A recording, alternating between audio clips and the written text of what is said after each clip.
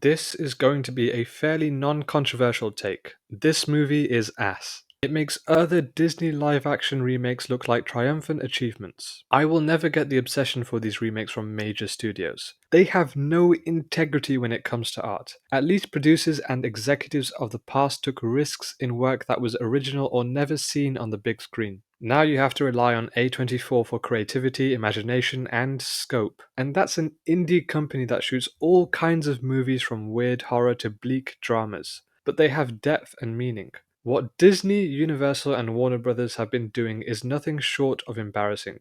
Snow White is the worst film I've seen this year, and this is the first of quite a few live action remakes of beloved animated films. And Snow White isn't the one that offends me the most, it's How to Train Your Dragon. Who asked for that? This movie came out 15 years ago, and now there's going to be a Moana live action remake when Moana 2 just came out. Who is making these decisions? Because they have no soul, no shred of decency. Money is all they think about. Snow White is a film that will probably do well at the box office. The marketing has been non-stop the talk of the town ever since the lead actress playing Snow White picked up the mic and started speaking her mind. It caused controversy, but it's actually helping generate buzz about the movie. It's not been positive buzz, but it's still something. However, the quality of the story is so poor, I don't know if it will be as successful as executives imagined. At least Cinderella, Maleficent, and Aladdin were serviceable. They did the bare minimum job in terms of story, performances, and scope. Snow White really suffers in all these departments. The acting is fine with one exception,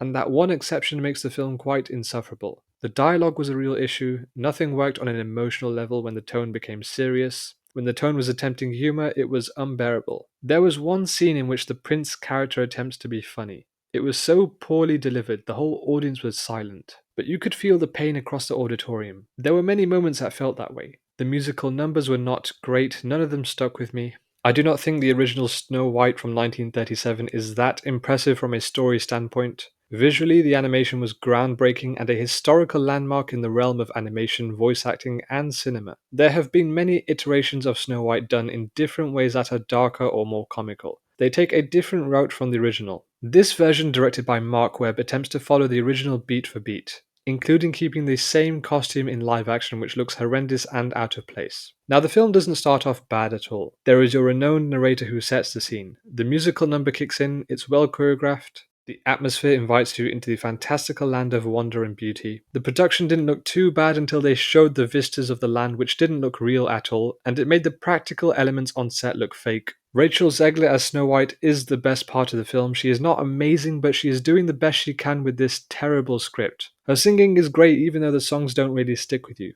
Unfortunately, her performance alone is not enough to save this movie. Now, a Disney movie needs a good villain. You need to cast an actor with a presence of grandeur, intimidation, and charisma. Casting Gal Gadot, the model-turned-actress who's never been good in anything, was unsurprisingly bad. In fairness, she was trying to give a good performance, but that's where the director becomes responsible. And the directing was honestly worse than Godot's performance, because he was just as responsible for all performances and the tone of the story. But back to Gal Gadot's impersonation of the Evil Queen, you never felt like you wanted to hate her. You didn't feel any opposition towards her, you didn't fear her or feel intimidated by her, you didn't feel anything. There were parts in her singing or ranting that was just funny, it was a sad affair. Very painful to endure as an audience member. It's a really baffling casting choice that's really the big mishap of this remake. Everyone felt miscast. Zegler was really the only one who justified her role. But I never related to Snow White. There was no real emotional connection I could cling on to. There was no one to care about. There were moments that were close to providing that sense of warmth and care. The Huntsman is a character who needed more depth. I would have preferred him to have a bigger role in the movie over that terrible love interest. He was an awful character who had no charisma about him. It seemed like he was trying to embody Flynn Rider's character from Tangled. There was an attempt, that's all I'll say. In essence, he was bad, the character was bad. The Huntsman would have made a better love interest, but there was no chemistry between this guy and Snow White. They set them up in the first act. A street rat rebel charms the princess. Yeah, where have I seen that before? It wasn't even well developed. His character was not fleshed out enough. Snow White as a character is one we should feel sorry for. When the evil queen ordered her death, I just didn't care. Now, the emotional beats of the story were non-existent. At least the humor would make up for that.